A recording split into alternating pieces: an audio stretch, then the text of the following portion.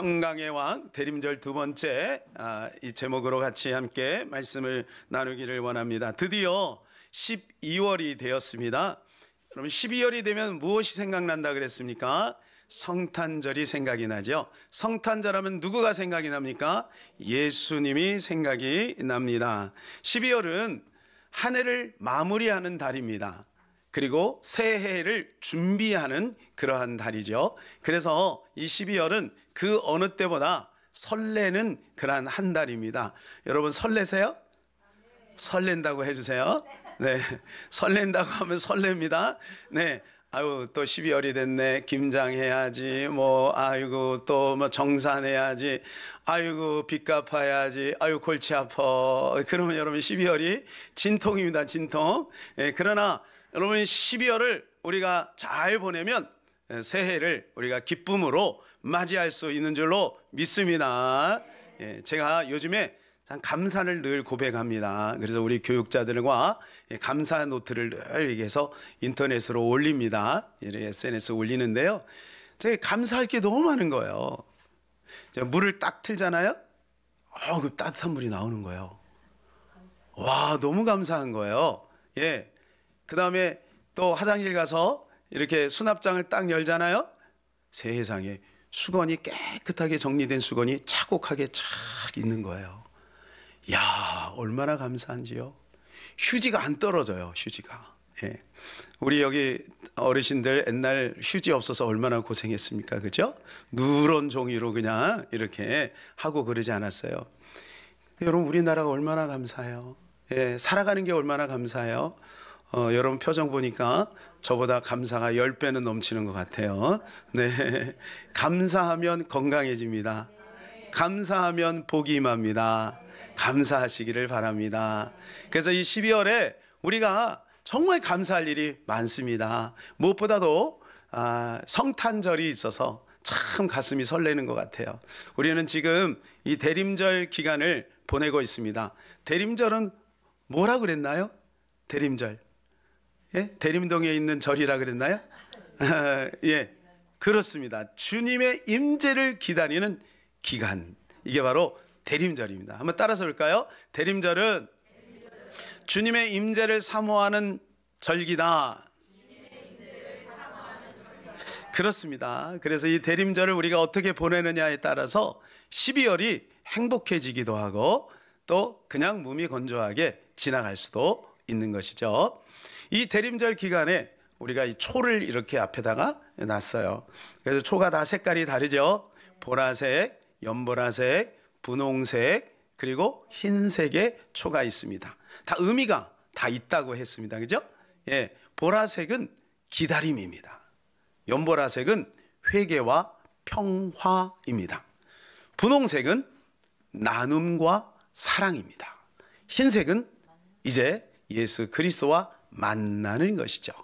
그래서 점점 주님께로 가까이 나아가는 그러한 기간이다. 이렇게 보시면 되겠습니다. 자, 오늘은 연보라색 촛불입니다.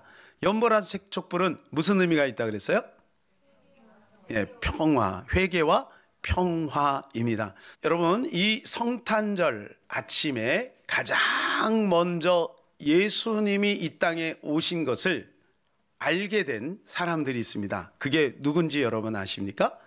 그것이 바로 오늘 우리가 같이 읽었던 누굽니까? 목자들입니다. 목자들이 가장 먼저 예수님이 이 땅에 오신 것을 알게 되었어요. 이 목자들은 어떤 사람입니까? 자, 한번 보실까요? 8절을 같이 읽겠습니다. 그 지역의 목자들이 밤에 밖에서 자기 양떼를 지키더니, 예. 자, 어디에서요? 언제요? 밤에 밖에서.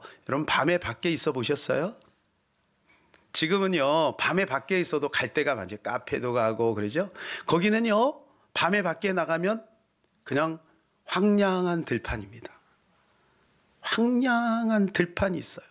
이 황량한 들판에서 바람을 피할 수도 없고 그 추위를 떨면서 지금 양들을 치고 있는 겁니다. 그런데 이 목자들에게 갑자기 천사가 나타난 거예요. 천사가. 천사 보셨어요?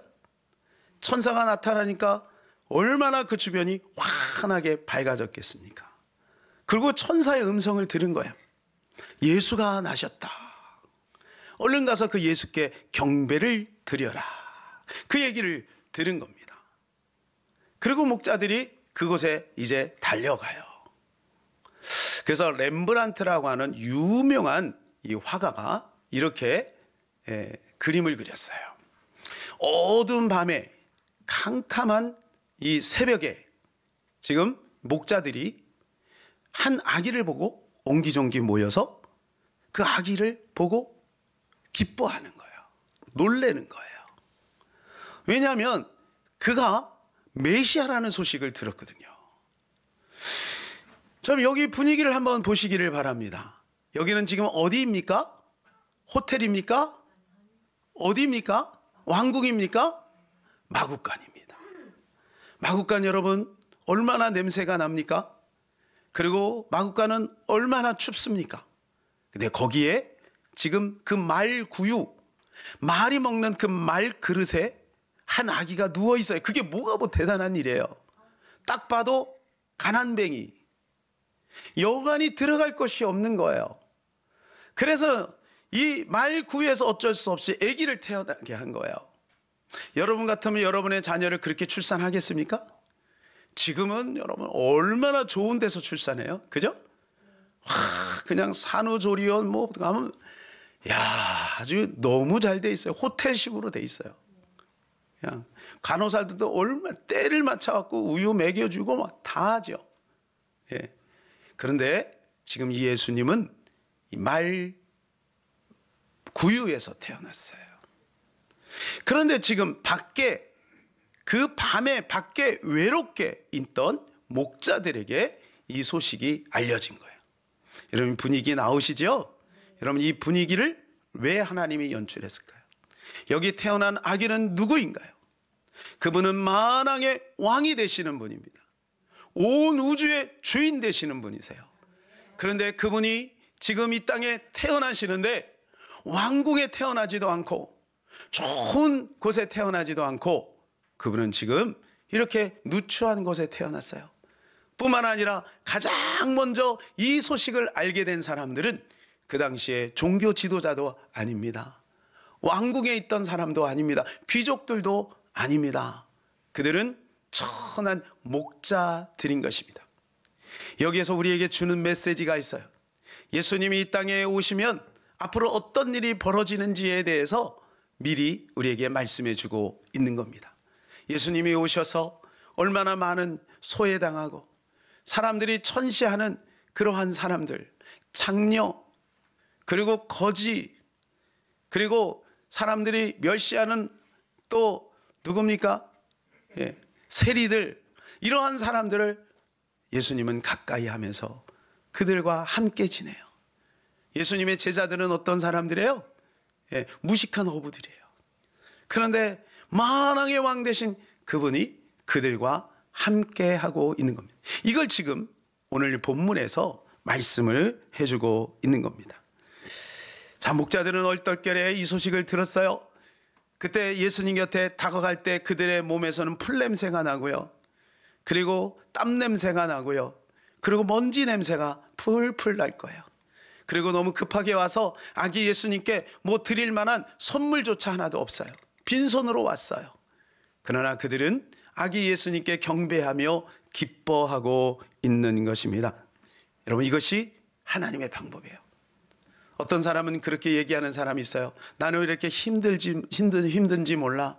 우리 부모님은 왜 저렇게 못 사는지 몰라. 나는 흙수저인가 봐. 이렇게 생각하는 사람이 있어요.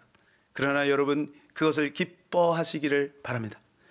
하나님이 모든 부자를 내친 것은 아니지만 많은 사람들이 가졌다 하여 잘났다 하여 주님을 다 받아들이지 않을 때 예수님은 가난하고 소외당한 사람들에게 찾아가셔서 이 복음을 증거하고 그들은 어쩔 수 없이 너무 힘드니까 너무 외로우니까 그래서 예수 그리스도를 맞이했는데 그것이 바로 구원이 된 겁니다. 우리가 나중에 천국에 가면 이야, 내가 이 땅에 살면서 조금 부족하게 산 것이 얼마나 하나님의 은혜인가, 결핍이 얼마나 놀라운 축복인가, 그것을 우리는 알게 될 것입니다. 사실 여기에 있는 이 목자들이 어떤 사람인지를 안다면 우리는 더 큰 은혜를 받게 될 거예요. 이 목자들은 레갑의 후손들입니다. 레갑의 후손은 누구냐 하면 겐 족속이에요. 이 겐 족속은 바로 모세의 장인 이드로의 고향입니다. 겐이라는. 근데 이 겐 족속이 나중에 가나안 땅에 같이 섞여서 들어가요. 그리고 이제 그곳에서 지내게 됩니다.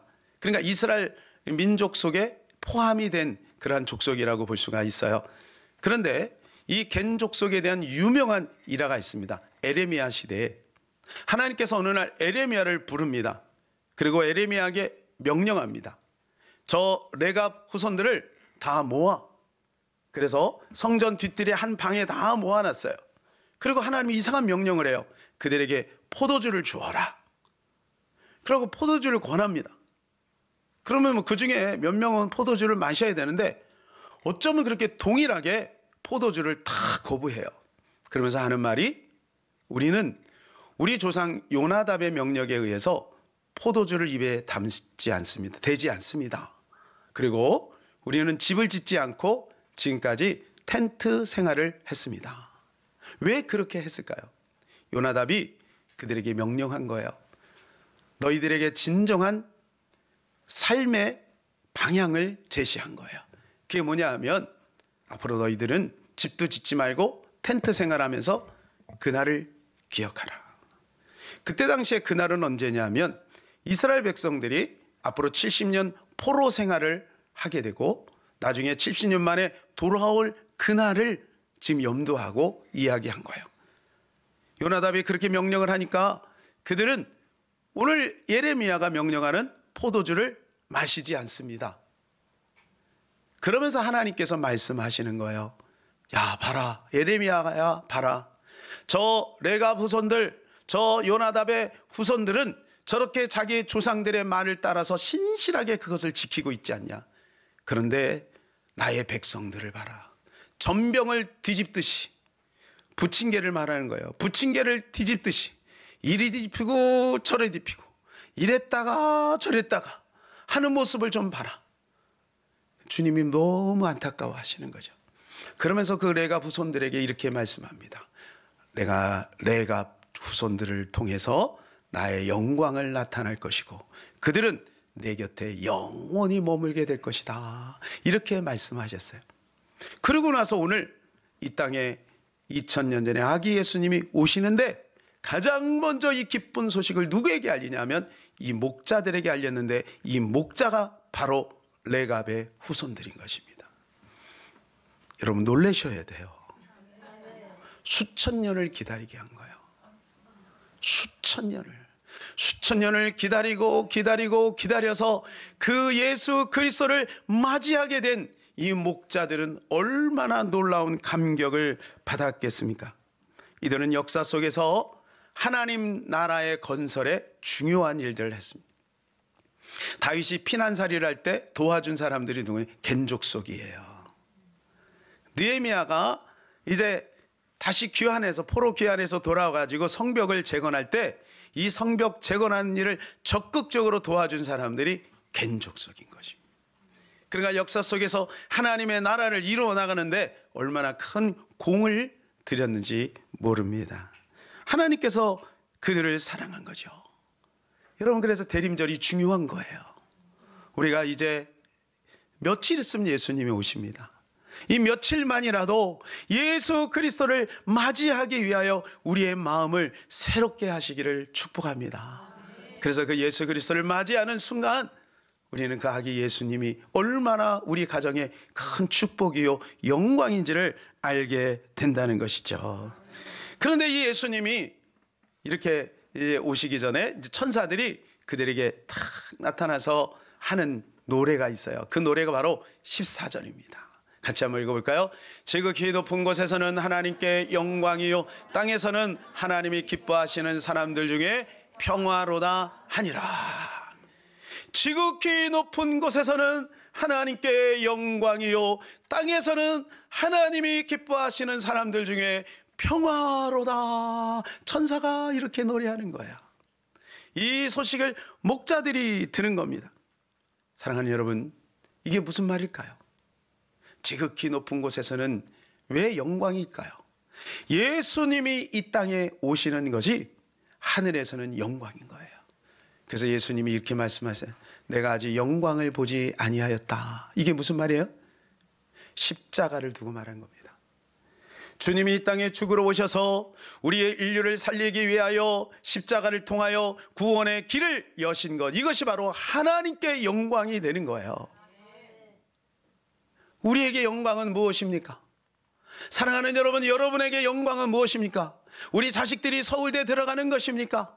아니면 내가 로또에 당첨되는 겁니까? 무엇이 영광입니까? 많은 사람들은 세상에 있는 것들이 더 많아지고 부해지고 내가 원하는 소원이 이루어지면 그것이 영광인데, 우리를 만드신 그 전능자신 하나님의 영광은 예수 그리스도를 우리를 살리기 위하여 이 땅에 보내신 것, 이것이 바로 영광이라는 거예요. 땅에서는 기뻐하심을 입은 사람들 중에 평화로다. 예수 그리스도를 만난 사람은 진리를 알지니 진리가 너희를 자유케 한다 하였으니 우리가 평화를 누리게 된다는 것입니다. 여러분, 서두에 제가 말씀을 드렸죠. 이 두 번째 연보라색은 무슨 뜻이 있다 그랬어요? 회개와 평화라고 말씀드렸습니다. 회개와 평화. 그래서 우리는 이 평강의 왕 예수님을 맞이하기 전에 먼저 회개해야 합니다. 여러분은 회개에 대해서 어떻게 생각하세요? 많은 사람들이 회개에 대해서 이야기하면 부담스러워합니다. 왜? 자기의 죄를 드러내야 되니까. 좋아하는 사람이 없어요. 제가 존경하는 목사님이 영성일기 훈련을 하십니다. 영성일기를 보면 거기에 자기의 죄를 거기다가 고스란히 적어요. 사람들이 싫어해요. 아, 왜 내 죄를 사람들에게 공개해야 돼? 싫어하죠. 여러분, 그러나 그분이 이런 말씀하세요. 여러분, 지금 드러나는 게 좋지 않겠어요? 나중에 하나님 앞에 숨긴 죄 그대로 가지고 가면 어떻게 하겠어요? 여러분, 우리가 하나님 앞에 쓸 때에 참으로 부끄러운 모습으로 쓰지 않기 위하여 우리는 날마다 우리 자신을 돌아보며 미리미리 회개해야 될 줄로 믿습니다. 저는 요즘에 이 회개가 얼마나 놀라운 축복인지를 깨닫게 됩니다. 회개는요, 우리의 죄가 리셋되는 거잖아요. 리셋. 아무도 몰라도 하나님은 다 알고 계신데 하나님이 회개만 하는 순간 우리의 죄가 싹 사해지게 되는 거예요. 우리가 만일에 범칙금이 있어요. 아니면 벌금이 어마어마해요. 아니면 내가 감옥에 들어가야 될 그런 중대 범죄를 저질렀어요. 근데 누가 대신해서 그 문제를 해결했다고 생각해 보세요. 그러면 얼마나 기쁘겠습니까? 바로 그것을 해결하신 분이 우리 주 예수 그리스도인 줄로 믿습니다. 우리 안에는요, 우리는 육신을 가지고 있고 본능이 있고 또 우리 안에 욕심이 있어요. 그래서 우리는 끊임없이 반복적으로 죄를 짓습니다.